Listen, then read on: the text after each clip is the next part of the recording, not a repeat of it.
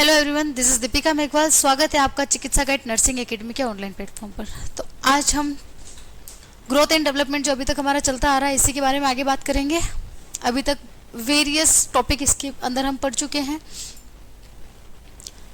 और मेरा ख्याल है कि अभी तक के फीडबैक जो हमने देखे हैं क्लास के, मुझे ऐसा लगता है कि बहुत ही कम बच्चे ऐसे हैं जो क्लास को पूरा देख पा रहे हैं, क्योंकि कमेंट नहीं आ रहे हैं तो मैं नई वीडियो लेकर नहीं आ पा रही हूँ। तो ये चीज़ें आपको नहीं करनी है। क्लास एटलीस्ट आप देखो बेटा, क्लास से आप लोगों के लिए बनाई जा रही है ना। और आप लोग ही नहीं देखोगे तो कैसे मज़ा आएगा, कैसे मोटिवेशन कैसे मिलेगा मुझे, है भाई। लास्ट क्लास में हमने डिस्कस किया था infant mortality rate. Infant mortality rate क्या होती है, किस प्रकार से इसको हम निकाल सकते हैं, इसका फॉर्मूला क्या होता है, 2016 की इन्फेंट मोर्टिलिटी रेट क्या थी और करंट इन्फेंट मोर्टिलिटी रेट क्या थी। इसी के साथ साथ विश्व में भारत का कौन सा स्थान था आईएमआर में और अभी कौन सा स्थान है, 2016 में कौन सा स्थान था और अभी कौन सा स्थान है, इनके बारे में हमने लास्ट क्लास में चर्चा की थी। इसी के साथ में हमने पढ़ा था बेटा कि जो इन्फेंट मोर्टिलिटी रेट है उसके क्या क्या मुख्य कारण रहने वाले हैं, जिसमें सबसे मोस्ट इम्पोर्टेंट हमने प्रीमेच्योर बर्थ के बारे में बात की थी। इसी के साथ में मैंने आपको कहा था कि लो बर्थ वेट वाले बच्चे के अंदर भी 1 साल से कम के बच्चे में मृत्यु होने की संभावना क्या हो जाती है, बढ़ जाती है। इसी के साथ मैंने बात की थी neonatal infection, diarrhoea, birth asphyxia, pneumonia, birth injury, intrauterine infection जैसे कि टोर्च, अदर इन्फेक्शन जो communicable disease like measles and tetanus toxoid, malnutrition, congenital anomalies जैसे cleft lip, cleft palate, hydrocephalus, CHD यानी कि कार्डियक हार्ट डिजीज एक्सट्रेस्ट्रा। इनके बारे में हमने डिटेल में कल बात की थी कि आपका नियोनेटल इन्फेक्शन कैसे आईएमआर को बढ़ाने वाला है, न्यूमोनिया, बर्थ एस्फेक्सिया क्या होता है, बर्थ इंजरी कैसे हो सकती है, टोर्च इन्फेक्शन कैसे कारण बनेगा, आपका माल न्यूट्रिशन हो गया। और इसी के साथ साथ कुछ कंजेनाइटल एनोमलीज के बारे में हमने विस्तृत जानकारी हासिल की थी, जैसे क्लेफ्ट लिप, क्लेफ्ट पैलेट, हाइड्रोसिफिलस और कार्डियक हार्ट डिजीज, जिनमें यहाँ पर आपको कुछ इमेजेस बताई गई थी कि क्लेफ्ट लिफ्ट कैसा दिखाई देता है, क्लेफ्ट पैलेट कैसा दिखाई देता है, हाइड्रोसिफेलस कैसे दिखाई देता है। इनकी हमने जो है इमेजेस से हमने इसको अच्छे से समझने का प्रयास किया था। इसी के बाद में हमने इसी टॉपिक को आगे बढ़ाकर बात की थी कि जो आपका आईएमआर यानी कि इन्फेंट मोर्टिलिटी रेट जो आपकी बढ़ रही है उसमें एज अ एएनएम नर्स आपका क्या योगदान रहने वाला है उसको प्रिवेंट करने के लिए। तो इसी में हमने 1 बाय 1 टॉपिक पे चर्चा की थी और इसमें हमने की पॉइंट्स निकालने का प्रयास किया था। इन लंबी लंबी लाइनों में की पॉइंट्स जब हमने निकाले थे बेटा, तो हमने किन किन चीज़ों पे फोकस किया था। सबसे पहले हमने फोकस किया था मदर के न्यूट्रिशन लेवल पे, मदर की इम्यून सिस्टम पे, एक्सक्लूसिव ब्रेस्ट फीडिंग पर, आपका विनिंग और सप्लीमेंट्री कब स्टार्ट करनी है इस पे, ग्रोथ चार्ट जो बच्चे का रहने वाला है उस पे, बच्चे की पर्सनल हाइजीन, बच्चे का इम्यूनाइजेशन या वैक्सीनेशन, इसके बाद में इन्वायरमेंटल हाइजीन, फैमिली प्लानिंग, और अगर कोई जटिल रोग या कॉम्प्लिकेशन बच्चे में है तो उसको क्या कर देना है, रेफर कर देना है। ये कुछ की पॉइंट्स थे जो आपके लिए अलग से बनाए गए थे कि एज अ एएनएम आपका क्या रोल रहने वाला है आईएमआर को प्रिवेंट करने के लिए। यहाँ तक हमने कल की क्लास में चर्चा की थी बेटा। आई होप आपको कल की क्लास अच्छे से समझ में आई होगी।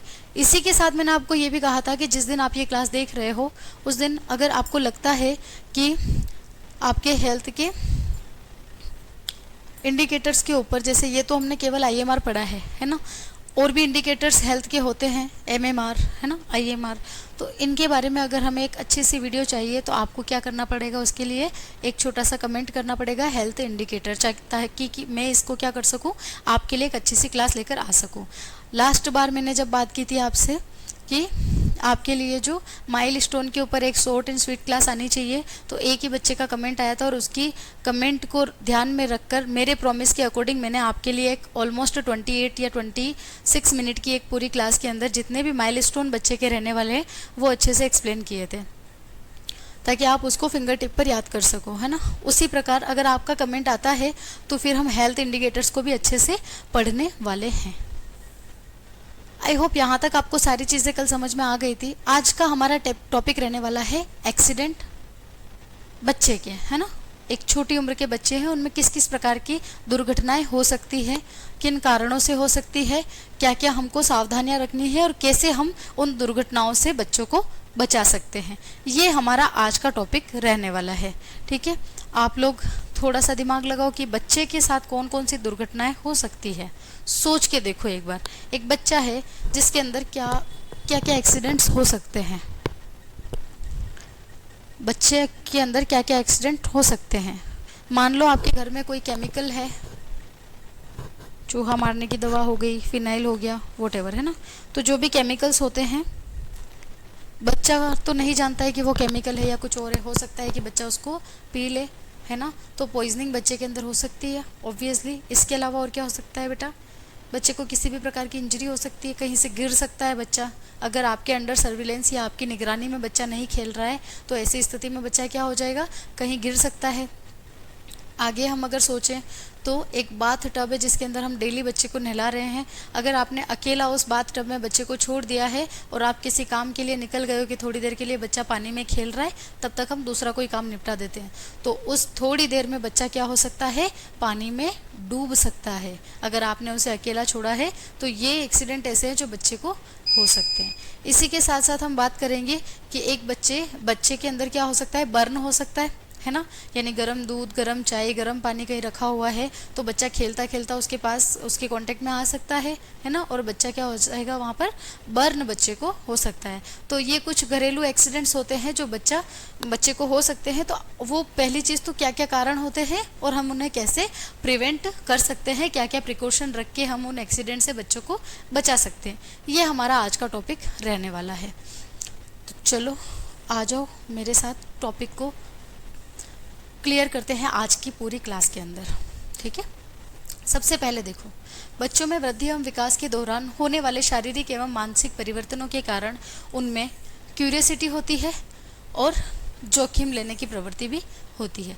छोटे बच्चे क्या होते हैं, उनके अंदर हर चीज़ जानने की क्यूरियोसिटी होती है। ये क्या होता है, ये क्या हो सकता है, आप पानी गर्म कर रहे हो, रोड जाके पकड़ लेगा वो, पानी की जो गर्म रोड है, हो सकता है उसको जाके पकड़ ले, है ना। तो बच्चे को नहीं पता है ना कि ये चीज़ उसको नुकसान कर सकती है ना। तो बच्चे के अंदर तो जिज्ञासा है हर चीज़ जानने की, और उन्हीं जिज्ञासाओं के कारण बच्चा जोखिम भी ले सकता है। बच्चे को नहीं पता होता है कि किनारे पर खड़े रहने से मैं नीचे गिर सकता हूँ, है ना। तो ये चीज़ें क्या होती है, बच्चे के अंदर ये प्रवृत्ति पाई जाती है, और इन्हीं प्रवृत्तियों के कारण बच्चों को चोट लग सकती है या किसी भी प्रकार का एक्सीडेंट बच्चे के साथ हो सकता है। और हो सकता है कि इस एक्सीडेंट की वजह से बच्चे की मृत्यु भी हो जाए, है ना। अगर बच्चा डूब गया है लंबे समय तक, आपको पता ही नहीं है, तो बच्चे की मृत्यु हो सकती है ना। अगर सीवियर बर्न किसी बच्चे का हो गया, इलेक्ट्रिक बर्न किसी बच्चे को हो गया है, या फिर मान लो छत से ही बच्चा नीचे गिर चुका है, तो ऐसी दुर्घटनाओं में बच्चा क्या हो सकता है, बच्चे की मृत्यु भी यहाँ पर हो सकती है।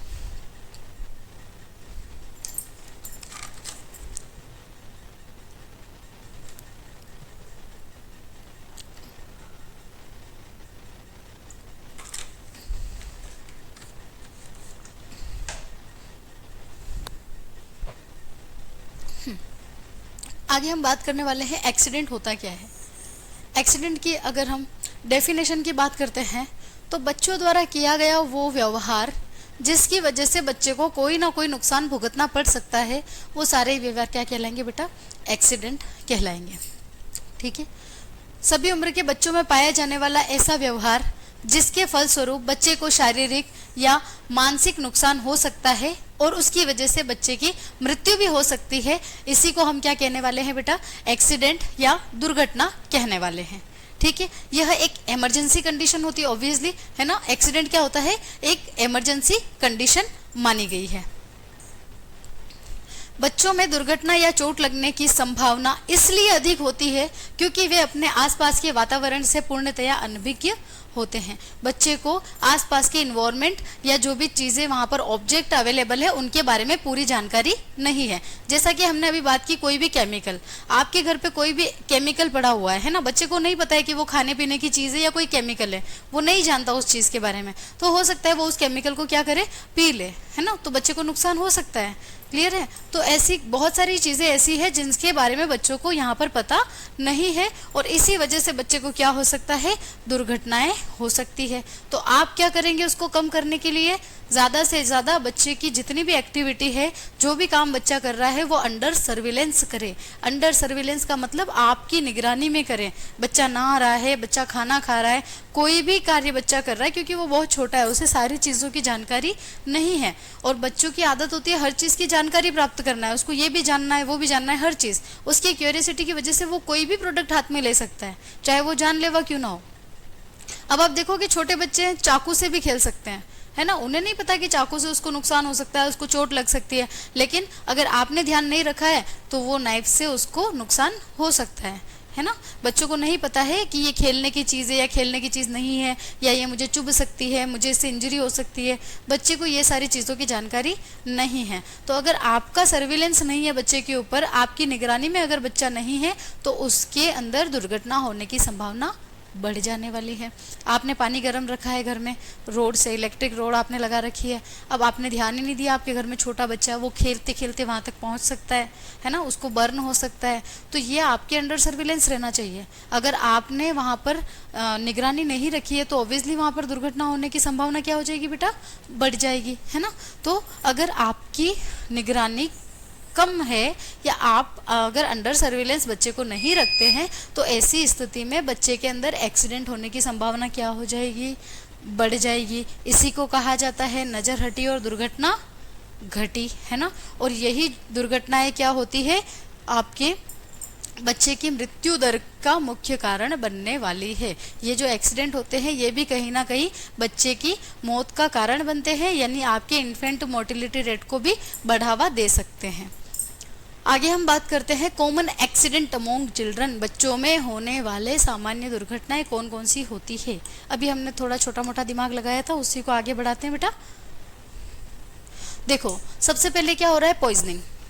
सबसे पहला कारण यहाँ पे क्या है, पॉइजनिंग। पॉइजनिंग कैसे, 1 से 5 वर्ष तक का जो बच्चा है उसमें पॉइजनिंग के केस ज़्यादा देखने को मिलते हैं। क्या करते हैं ये बच्चे बेटा, इनको घरेलू रसायनों के बारे में, जैसे फिनाइल, कीटनाशक दवाइयाँ, मिट्टी का तेल, तेजाब, नेल पॉलिश, डिटर्जेंट, धतूरा, इन सब चीज़ों के बारे में उसको पता नहीं है कि ये चीज़ें क्या है ना। हो सकता है वो उन चीज़ों को खाने की वस्तु समझ ले, उसको खा ले, और बच्चे के अंदर क्या हो सकती है, उसकी वजह से पॉइजनिंग हो सकती है। अब आप सोचो अगर किसी बच्चे ने तेजाब पी लिया है ना, या मिट्टी का तेल या नेल पॉलिश पी ली है, डिटर्जेंट पी लिया है ना, तो ये सारे कीटनाशक पी लिया, सोचो आप, तो बच्चे के अंदर क्या होगा, पॉइजनिंग हो जाएगी, है ना। तो ये कहीं ना कहीं कारण क्या बन जाएगा, बच्चे की पॉइजनिंग, और पॉइजनिंग की वजह से बच्चे की मृत्यु हो गई भाई साहब, है ना। तो पहला कारण, पहला जो आपका सामान्य दुर्घटनाओं के अंदर सबसे पहली दुर्घटना हमने क्या पढ़ी है, आपका पॉइजनिंग पढ़ा है। पॉइजनिंग एक सामान्य दुर्घटना है जो घर में हो सकती है बच्चे को लेके। अगर आपने ध्यान नहीं रखा है, आपने नेल पॉलिश का ढक्कन खुला रख दिया है ना, बच्चा लगा रहा है, आपको बहुत अच्छा लग रहा है, छोटा सा बच्चा क्या कर रहा है, खुद को नेल पेंट लगाना सीख रहा है, और वहीं पे आप उसको अकेला छोड़ के चले गए, और वो नेल पेंट लगाते लगाते उसी नेल पेंट को उसने क्या कर लिया, एंगल्फ कर लिया या फिर पी लिया, है ना। तो क्या हो जाएगा बेटा, उससे बच्चे को पॉइजनिंग हो सकती है ना। दूसरा हम बात करने वाले हैं ड्राउनिंग, डूबना। दूसरा एक्सीडेंट क्या होता है, डूबना। छोटे बच्चे की अगर हम बात करें तो बाथ टब के अंदर भी बच्चा डूब सकता है। जो बाथ टब हमारे घर पे होते हैं जिसमें डेली हम बच्चे को नहलाते हैं, अगर आपने उस बच्चे को अकेला छोड़ दिया तो वो बाथ टब के अंदर क्या हो सकता है, डूब सकता है। इसी के साथ में अगर हम थोड़े बच्चे, बड़े बच्चों की अगर हम बात करते हैं, प्री स्कूल गोइंग चाइल्ड की अगर मैं बात करूं, तो वो बच्चे क्या करेंगे, छोटे छोटे बच्चों के साथ कहीं ना कहीं खेलने कूदने जाते रहते हैं। बारिश में जा रहे कहीं खेलने के लिए, अचानक से उनका पैर फिसल गया और वो गिर गए, बावड़ी, कुएं में कहीं भी खेल रहे हैं ना, तो ऐसी स्थिति में भी डूबने की संभावना क्या हो जाती है बेटा, बढ़ जाती है। घर के टैंक में भी गिर जाते हैं बच्चे, तालाब, बावड़ी, झील इत्यादि कहीं पर भी बच्चे क्या हो सकते हैं, फिसल सकते हैं और गिर सकते हैं। तो ऐसी स्थिति में क्या करना है, बच्चे को जब भी आप नहला रहे हो या आपके साथ में भी अगर कहीं लेकर जा रहे हो, पिकनिक प्लेस पर भी हम लेकर जाते हैं ना बच्चों को, तो ऐसी स्थिति में भी आपको बच्चे पर क्या रखनी है, पूर्णतया निगरानी रखनी है, क्योंकि हो सकता है कि बच्चे वहां पर आपकी निगरानी के अभाव की वजह से बच्चे वहां पर डूब सकते हैं। ज्यादातर बच्चे बारिश के मौसम में मस्ती करते हुए तालाब में, कुंड में, जोड़ में, इनमें क्या हो सकते हैं, गिर सकते हैं और गिरने की वजह से डूब जाएंगे। उन बच्चों को तो बैलेंस भी नहीं है ना पानी में खड़ा रहने का, तो वो डूब सकते हैं ऐसी स्थिति में। ठीक है, तो आपको क्या करना है, ऐसी स्थिति में बच्चे का पूरा ध्यान रखना है। अगर उनको कहीं लेकर भी, चाहे वाटर पार्क पर या कहीं पर भी हम बच्चों को पिकनिक के लिए लेकर जा रहे हैं, तो आपको बच्चे को अपनी निगरानी में ही रखना होगा, क्योंकि बच्चे को नहीं पता होता कि हम जिस पानी में खड़े उसकी गहराई क्या है ना। बच्चों को तो आसपास की चीज़ों के बारे में कुछ भी जानकारी नहीं होती है, वो तो क्या करते हैं, बस मस्ती करते रहते हैं। अगर पानी में भी आपने खड़ा कर दिया तो उनको सिर्फ मस्ती करने से मतलब है, उनको उनका इतनी जानकारी है ही नहीं उनको जितनी अपने हमें है। हमें पता है कि अगर गहरे पानी में गए तो हम डूब जाएंगे, हमें तैरना नहीं आता, लेकिन बच्चों को इन चीज़ों की जानकारी नहीं होती है। इसलिए अगर बच्चों को आप कहीं भी ले जाते हो या फिर घर पे भी बच्चों को नहला रहे हो, जो छोटे बच्चे जिनको बाथ टब में हम नहलाते हैं, तो उन बच्चों को कभी भी अकेला हमें नहीं छोड़ना है। अभी तक हमने 2 एक्सीडेंट की बात की है, कॉमन एक्सीडेंट। पहला हमने पॉइजनिंग की बात की, दूसरा हमने ड्राउनिंग की बात की। पॉइजनिंग का मतलब घर में पड़े हुए कोई भी केमिकल जो बच्चे ने क्या कर लिए हैं, पी लिए हैं, तो उसकी वजह से बच्चे के अंदर पॉइजनिंग हो सकती है। दूसरा हमने ड्राउनिंग की बात की, यानी कि बच्चे बाथ टब से लेकर, पानी के टैंक से लेकर, तालाब से लेकर कहीं पर भी क्या हो सकते हैं, डूब सकते हैं, अगर आपने उनका ध्यान नहीं रखा है तो। आगे हमने बात की है फॉलिंग यानी कि गिरना। देखो बच्चे क्या करते हैं, उनका तंत्रिका तंत्र पूरी तरीके से विकसित नहीं होता है।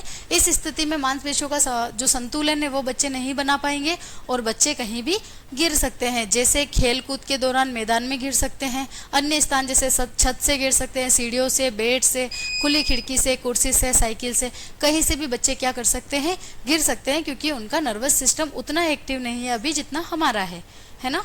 तो हम अपनी बॉडी का बैलेंस कर सकते हैं, लेकिन बच्चों का बैलेंस अगर बिगड़ता है तो वो क्या हो जाते हैं बेटा, गिर जाते हैं सीधा, वो अपने आप को बैलेंस नहीं बना पाते हैं। नेक्स्ट हम बात करने वाले हैं इंजरी फ्रॉम शार्प इंस्ट्रूमेंट, यानी नुकीले औजारों से चोट लग जाना बच्चे को। देखो लग सकती है, बच्चा चाकू से खेल सकता है, ब्लेड, कील, कैंची, पिन, टूटा हुआ कांच, पतंग की डोर, इन सब चीज़ों से बच्चों को चोट लगने की संभावना है और आमतौर पर चोटें लगती रहती है। छोटे बच्चे जो है वो चाकू से या किसी भी चीज़ से खेलते रहते हैं तो उनको उस चीज़ से इंजरी हो सकती है। नेक्स्ट हम बात करने वाले हैं बर्न। बर्न की अगर मैं बात करती हूँ तो अभी मैंने आपको बताया, देखो गर्म पानी करते हुए, है ना, जलती हुई आग में गर्म तेल, माचिस, तेजाब, गर्म दूध आदि के संपर्क में आके बच्चे को बर्न की संभावना भी यहाँ पर हो सकती है ना, तो जल भी सकता है बच्चा आपका। इलेक्ट्रिक करंट की अगर मैं बात करती हूँ तो वही बात है, बच्चे के अंदर क्यूरियोसिटी है, बच्चे को हर चीज़ के बारे में जानना है और एक्सपेरिमेंट करना है। छोटा सा बच्चा आपने देखा होगा कि जब हमारे जो प्लग्स लगे होते हैं, जो प्लग्स हमारे लगे होते हैं, उन प्लग्स को छेड़छाड़ करते हैं छोटे बच्चे, है ना। जो छोटे बच्चे होते हैं वो क्या करते हैं, आपके प्लग्स के साथ में छेड़छाड़ कर रहे होते हैं, है ना। तो ऐसी स्थिति में या तो क्या करेंगे, वो स्विच को ऑन ऑफ करेंगे, या फिर वहाँ पर जब हम प्लग लगाते हैं ना, पिन वगैरह लगाते हैं, तो उन होल के अंदर क्या करते हैं, वो फिंगर डालने का प्रयास करते हैं। ऐसी स्थिति में उनको क्या हो सकता है, करंट लग सकता है ना, बिल्कुल लग सकता है ना। ऐसी स्थिति में बच्चे को इलेक्ट्रिक करंट लग सकता है। दूसरी चीज़, हीटर के साथ बच्चे छेड़छाड़ कर सकते हैं। पानी गर्म करने वाली जो रोड होती है उसको बच्चे पकड़ सकते हैं, उसकी वजह से भी बच्चे को इलेक्ट्रिक बर्न होने की संभावना क्या हो जाएगी, बढ़ जाएगी। आगे हम बात करते हैं ऑब्स्ट्रक्शन, एयरवे ऑब्स्ट्रक्शन की अगर मैं बात करूं तो छोटे बच्चे किसी भी चीज़ को, किसी भी ऑब्जेक्ट को सीधा मुंह में रखने का प्रयास करते हैं। ऐसी स्थिति में आप सोचो कि बच्चे ने कोई सिक्का पड़ा था, वो सिक्का उठाया, उससे खेलते खेलते उसको क्या कर लिया, मुंह में रखा और वही सिक्का क्या कर गया, निगल लिया। अगर बच्चे ने सिक्का निगला है तो वो सिक्का हो सकता है कि कहीं पर अटक जाए और बच्चे के एयरवे को क्या कर दे, ऑब्स्ट्रक्ट कर दे, यानी कि उसके सांस लेने में रुकावट भी पैदा कर सकता है। तो ये कुछ एक्सीडेंट्स हैं जो बच्चे के अंदर हो सकते हैं। एक बार फिर से हम इसको रिवाइज करते हैं। कुछ कॉमन एक्सीडेंट क्या क्या हो सकते हैं बच्चे के अंदर, पॉइजनिंग केसेस हो सकते हैं, यानी छोटे बच्चे कोई भी केमिकल जो है वो पी सकते हैं। दूसरा ड्राउनिंग, बच्चे कहीं भी डूब सकते हैं, बारिश में मस्ती करते हुए डूब सकते हैं, तालाब के आसपास किनारे पे खेलते हुए डूब सकते हैं, बाथ टब पे डूब सकते हैं, या फिर आपके घरों के अंदर जो पानी के टैंक बने हुए हैं उनके अंदर भी गिर के वो डूब सकते हैं। नेक्स्ट हमने बात की थी फॉलिंग। बच्चे क्या करेंगे, उनका खुद पर जो नियंत्रण है वो पूरी तरीके से नहीं होता है, एक नर्वस सिस्टम के माध्यम से जो हम कर पाते हैं वो बच्चे के अंदर अभी पूरी तरीके से डेवलप नहीं है। ऐसी ऐसी स्थिति में हम अगर गिरने वाले होते हैं तो हम अपने आप को कंट्रोल कर लेते हैं, लेकिन जो छोटे बच्चे हैं वो गिरने के समय अपने आप को बैलेंस नहीं बना पाते और वो गिर जाते हैं। चाहे वो खेलते कूदते हुए गिर सकते हैं, या फिर छत पे खड़े हैं तो वहाँ से भी वो गिर सकते हैं, है ना। तो फॉलिंग बच्चे को हो सकती है, कुर्सी पे चढ़ते हुए गिर गए, खिड़की से नीचे गिर गए, है ना। तो ये चीज़ें बच्चों में देखी गई है। आगे बात करती हूँ मैं, शार्प इंस्ट्रूमेंट से चोट लगना, है ना। तो बच्चे कैंची से, कांच, टूटे हुए कांच से, या जो आपका चाकू है, इन चीज़ों से अगर खेल रहे हैं तो ऐसी स्थिति में बच्चे को इंजरी होने की संभावना भी रहती है। आगे मैंने बात की आपसे बर्न की, यानी बच्चा गर्म दूध, गर्म पानी या किसी भी गर्म चीज़ से क्या हो सकता है, बर्न हो सकता है। माचिस से खेल रहा है, अचानक से जल गया। तेजाब यानी कि जो एसिड की बोतल पड़ी हुई है, खुली आपने छोड़ दी है, तो बच्चा उससे भी जल सकता है ना। गर्म दूध वगैरह, ये सब चीज़ों से बच्चे को बर्न हो सकता है। नेक्स्ट हम बात करते हैं इलेक्ट्रिक करंट की। इलेक्ट्रिक करंट की अगर हम बात करते हैं तो बच्चा जिसके अंदर क्यूरियोसिटी है हर चीज़ के बारे में जानकारी प्राप्त करने की, तो वो बच्चा इलेक्ट्रिक बर्न का शिकार भी हो सकता है। जैसे मैं बात करती हूँ आपके घर पे जो भी प्लग्स लगे हुए हैं, इलेक्ट्रिक प्लग, तो बच्चा क्या करेगा, उनके अंदर फिंगर एंटर कर सकता है, जिसकी वजह से बच्चे को जो है इलेक्ट्रिक करंट लग सकता है। इसी के साथ साथ मैं बात करती हूँ, कोई हीटर आपके घर पे लग रहा है तो बच्चा उसके साथ छेड़छाड़ कर सकता है, या फिर मैं आपसे बात करूंगी कि कोई अगर गर्म पानी की रोड आपने घर पे लगा रखी है और आपने बच्चे को अपनी निगरानी में नहीं रखा है, तो ऐसी स्थिति में बच्चा खेलता खेलता क्या करेगा, उस रोड के पास जाएगा और हो सकता है उस रोड को पकड़ ले, बच्चे को वहां पर करंट लगने की संभावना रहेगी। संभावना क्या, बच्चे को करंट लगेगा उस समय पे। नेक्स्ट है एयरवे ऑब्स्ट्रक्शन। एयरवे ऑब्स्ट्रक्शन की अगर मैं बात करूंगी तो एक छोटा बच्चा किसी भी ऑब्जेक्ट से अगर खेल रहा होता है तो ऐसी स्थिति में वो क्या करता है, उस ऑब्जेक्ट को मुंह में डालने का प्रयास करता है। इसी प्रकार अगर वो किसी सिक्के से खेल रहा है और अगर उस सिक्के को अगर उस बच्चे ने निगल लिया है तो ऐसी स्थिति में क्या होने वाला है, वो सिक्का बच्चे के एयरवे को ऑब्स्ट्रक्ट कर देगा, यानी कि सांस में रुकावट पैदा करेगा, बच्चे की सांस रुक जाएगी और आगे जाकर बच्चे की मृत्यु हो जाएगी।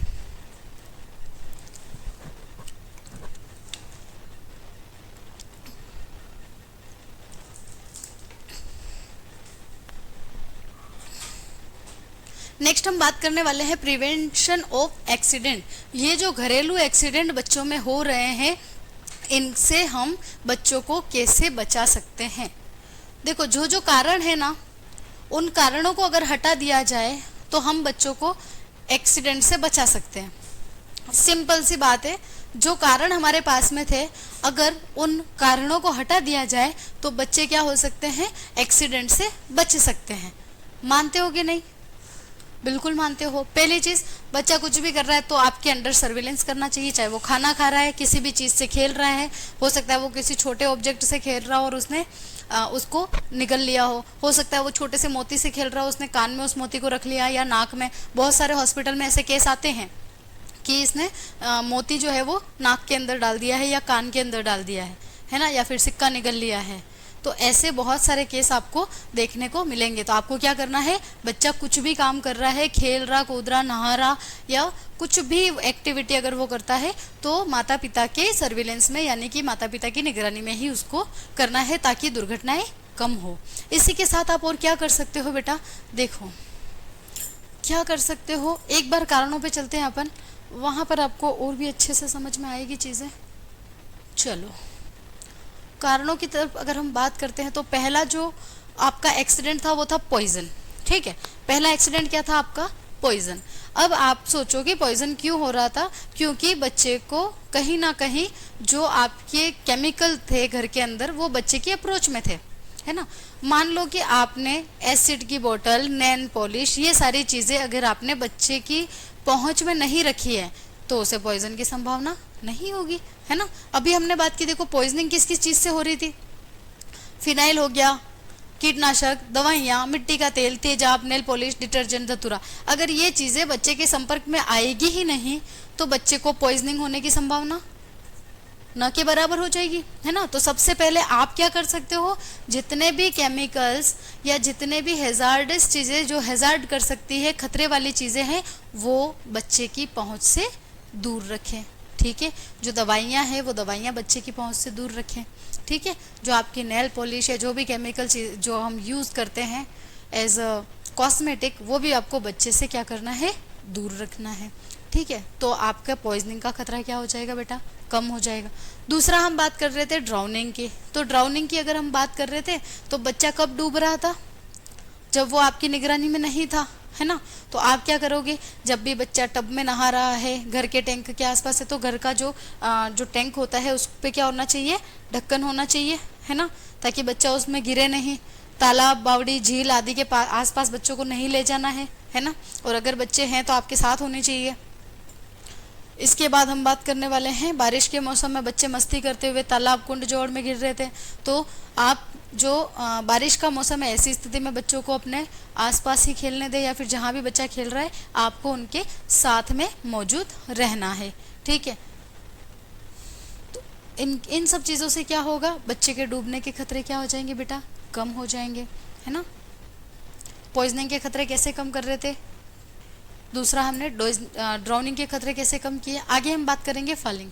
फॉलिंग के खतरे हम कैसे कम कर सकते हैं। अच्छा, बच्चे को किस किस जगह पे गिरने की संभावना थी बेटा, छत से, सीढ़ियों से, बेड से, खुली खिड़की से, कुर्सी से, साइकिल से, इन सब चीज़ों से बच्चा गिर सकता था। तो पहली चीज़ तो यहाँ पर भी आप क्या करोगे, अगर ये कोई भी एक्टिविटी बच्चा कर रहा है तो आप उनके साथ रहेंगे।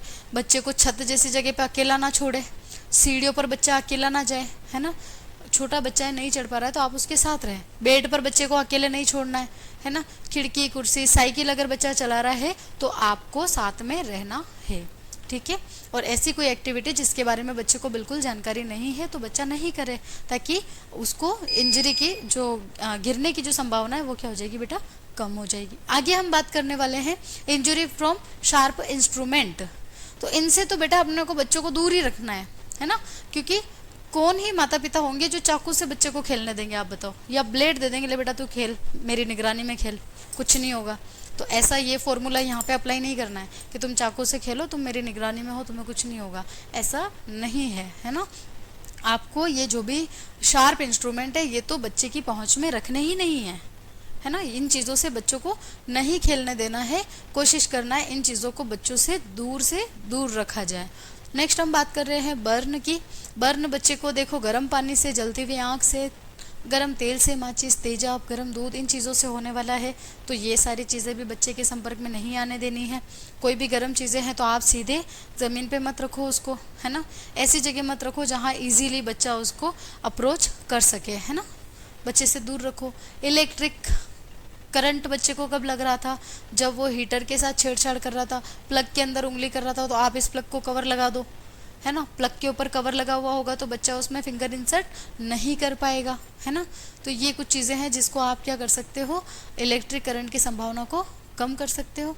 नेक्स्ट है अगर ऑब्स्ट्रक्शन बच्चे को हो रहा है तो छोटी मोटी चीज़ों के साथ बच्चे को नहीं खेलने देना है। सोयाबीन वगैरह, बादाम, काजू वगैरह, ये सब चीज़ें अगर बच्चा निगल लेगा तो एयरवे ऑब्स्ट्रक्शन हो जाएगा, है ना। तो ये कुछ हमने हमारे तरीके से समझने का प्रयास किया। आगे हम समझेंगे कि तुम्हारी पीपीटी तुमको क्या समझाना चाह रही है, तो इसके बारे में भी एक बार समझ लेते हैं हम। प्रिवेंशन, अभी तक हमने समझा था अलग अलग जो आपके एक्सीडेंट्स थे, अलग अलग एक्सीडेंट्स को आप कैसे प्रिवेंट कर सकते हैं उसके बारे में। अभी हम इसी को एक साथ में पढ़ने वाले हैं। सबसे पहले देखो, घर में मौजूद विद्युत उपकरण बच्चों की पहुंच से दूर रखने चाहिए। इन्हें चलाने से पहले सुनिश्चित करें कि बच्चा आसपास तो नहीं है, ठीक है। अगर आपने कोई भी इलेक्ट्रिक इक्विपमेंट्स घर पे यूज़ करने हैं, आपको गर्म पानी करना है, कुछ भी करना है, तो ऐसे समय में आपको बच्चे को वहाँ से दूर रखना है, बच्चे को आसपास भी भटकने नहीं देना है। दूसरा, घर में इलेक्ट्रिक प्लग को ढक कर रखें, है ना, ताकि बच्चा उसमें फिंगर नहीं डाल सके। नेक्स्ट है, बच्चे को स्नान कराने से पूर्व पानी के तापमान के बारे में अवश्य बताएं, है ना। आप जांच लो एक बार, पानी ज़्यादा गर्म तो नहीं है ना।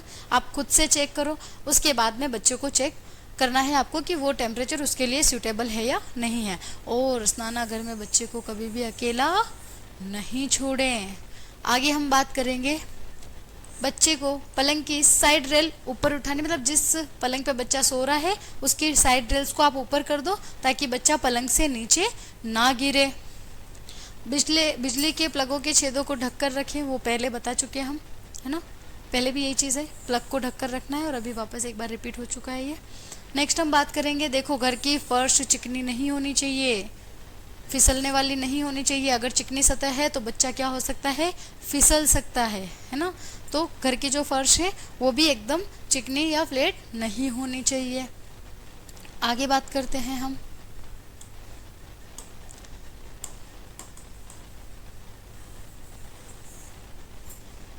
आगे बात करते हैं, घर में उपलब्ध फर्नीचर अच्छी गुणवत्ता वाले और भारी होने चाहिए ताकि वो एकदम से बच्चे के ऊपर गिर ना जाए।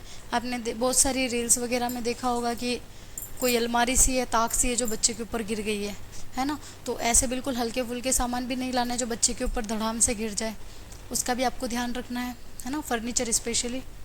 आगे हम बात करेंगे, देखो घर में काम आने वाले लिक्विड, कीटनाशक, सफाई करने के तरल पदार्थ इत्यादि को क्या करना है, आपको भंडार घर में रखना है, यानी कि स्टोर रूम में रखना है। घर में ऐसे ही खुला नहीं छोड़ना है। कोई भी केमिकल हुआ घर में ऐसे ही खुला नहीं छोड़ना है। बच्चा उसकी अप्रोच में जाएगा तो बच्चे को पॉइजनिंग हो सकती है।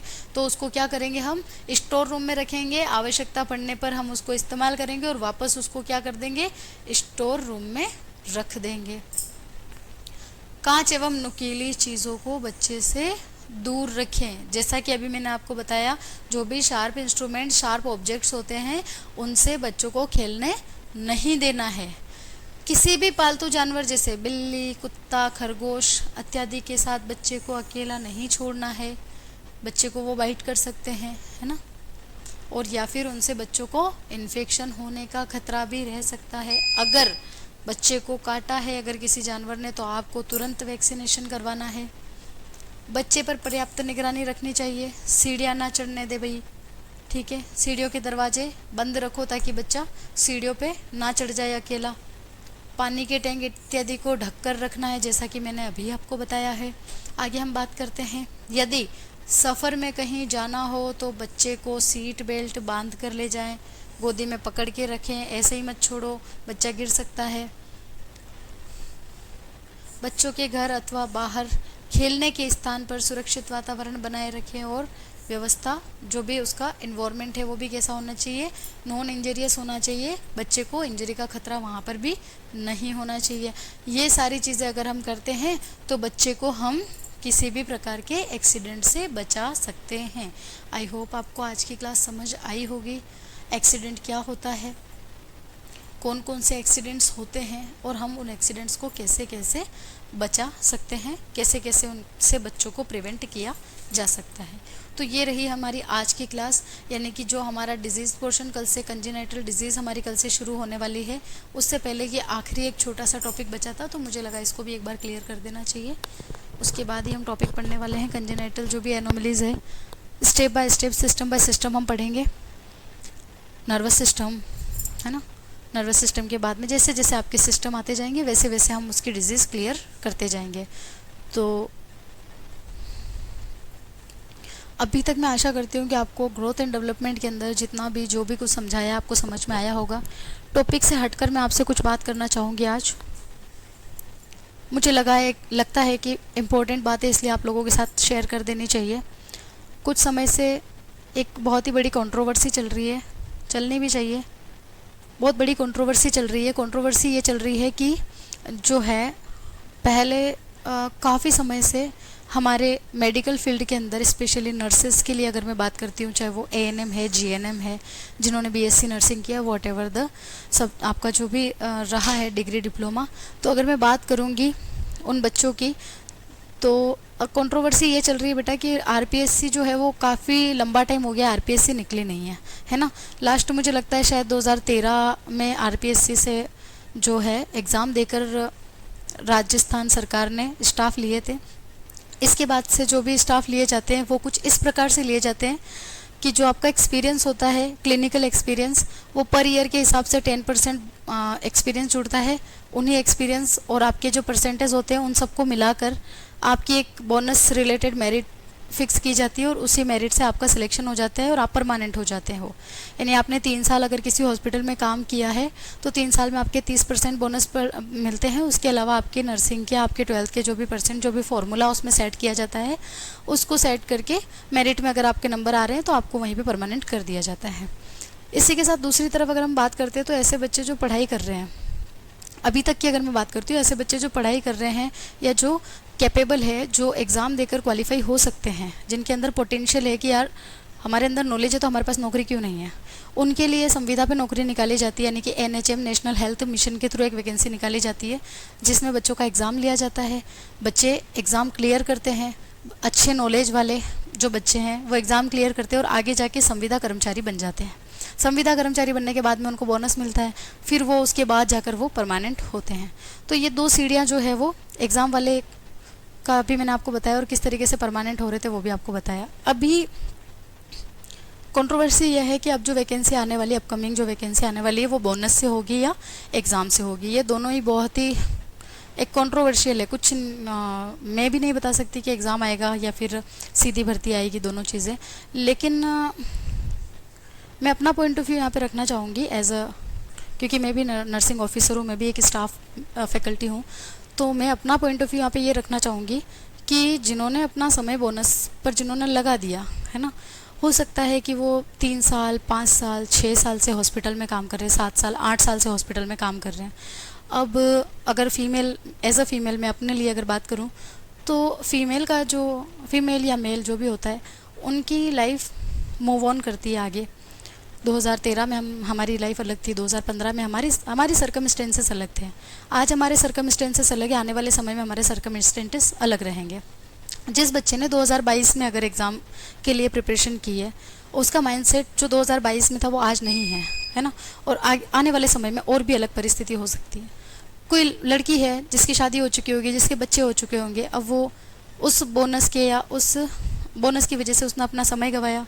अब वो उस परिस्थिति में है ही नहीं कि वो जो नए बच्चे हैं जो कॉम्पिटिटिव लाइन में ऑलरेडी है, जो कोचिंग कर रहे हैं, जो फ्रेशर्स है, जिनके पास अपकमिंग नॉलेज है, वो बच्चों के साथ में वो अगर कॉम्पीट करेगी तो ऑब्वियसली बहुत ज़्यादा उसके लिए मुश्किल है कि वो बच्चों को पढ़ाएगी, खुद को पढ़ाएगी, या फिर जो उसने शायद 2013-14 में पढ़ा है वो लेवल अलग रहा, अभी का लेवल अलग रहा। तो इतने सारे कॉम्प्लिकेशन है कि हम सोच भी नहीं सकते। हमारे लिए सिर्फ ऐसा है कि हाँ सीधी निकल जाए, एग्ज़ाम निकल जाए। जिसके लिए जो बेनिफिट है, मतलब अगर मैं पढ़ने वाली हूँ तो मैं बोलूँगी एग्ज़ाम से होना चाहिए। जिसको नहीं पढ़ना है या जो 4-5 साल ऑलरेडी पीछे पड़ चुका है वो यही चाहेगा कि बोनस से हो, है ना। तो ये बहुत बड़ी कंट्रोवर्सी है। तो मैं तो यही चाहूँगी कि जिन्होंने 5-6-7 साल वेस्ट कर दिए हैं उनके बोनस भी वेस्ट नहीं होने चाहिए। और जो फ्रेशर बच्चे हैं जो इस उम्मीद में तैयारी करते हैं कि हम लायक है, हमें सरकारी नौकरी मिलनी चाहिए, हम डिज़र्व करते हैं, उन्हें भी एक सरकारी नौकरी मिलनी चाहिए।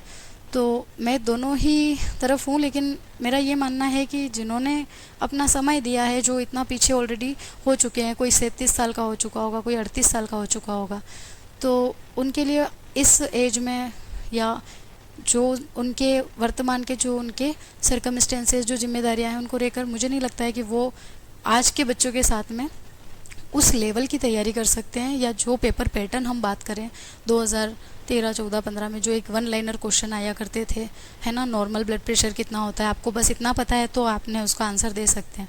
लेकिन अब सिनेरियो बेस्ड क्वेश्चन आते हैं, साटा यानी कि select all that apply question आते हैं, एक्सेप्ट क्वेश्चन आते हैं, मल्टीपल चॉइस के क्वेश्चन आते हैं, और इतने क्राइटेरिया, मतलब अलग अलग तरीके के जो क्वेश्चन आ रहे हैं, उनको समझना ही अपने आप में बहुत बड़ी बात है। अगर वो 5 क्वेश्चन भी लेके बैठेंगे तो मुझे नहीं लगता है कि आज की तारीख में वो उन 5 क्वेश्चन को भी इजीली सॉल्व कर पाएंगे। वही एक फ्रेशर बच्चा या जो कोचिंग ले रहा है वो बच्चा इजीली उसको सॉल्व कर सकता है। तो ये कंट्रोवर्सी आपके सामने मैं इसलिए लेकर आई हूँ क्योंकि आप पढ़ने वाले बच्चे हो, आप क्लासेस नहीं ले रहे हो अगर, तो आप ये बिल्कुल भी मत सोचो कि आगे जाके आप किसी ना किसी तरीके से हॉस्पिटल में लग जाओगे, आपको बोनस मिल जाएगा, आप आगे जाके परमानेंट हो जाओगे। इस गलत फहमी में बिल्कुल मत रहना। हो सकता है कि सीधी भर्ती पूरी तरीके से बैन हो जाए, हो सकता है कि ठेका प्रथा पूरी तरीके से बैन हो जाए और आपके पास केवल एक ऑप्शन रह जाए कि आपको पढ़ना है और सिर्फ पढ़ना है। तो चाहे आप मुझसे पढ़ें, मुझसे ना पढ़ें, लेकिन मेरी एक ही रिक्वेस्ट है कि आप नर्सिंग को ऐसा पढ़ें कि कोई भी कॉम्पिटिटिव एग्ज़ाम हो या किसी भी तरीके का कोई एग्ज़ाम हो, सीधी भर्ती हो, वॉट एवर द कंडीशन, आप केपेबल हो एक सरकारी नौकरी हासिल करने के लिए। So thank you very much.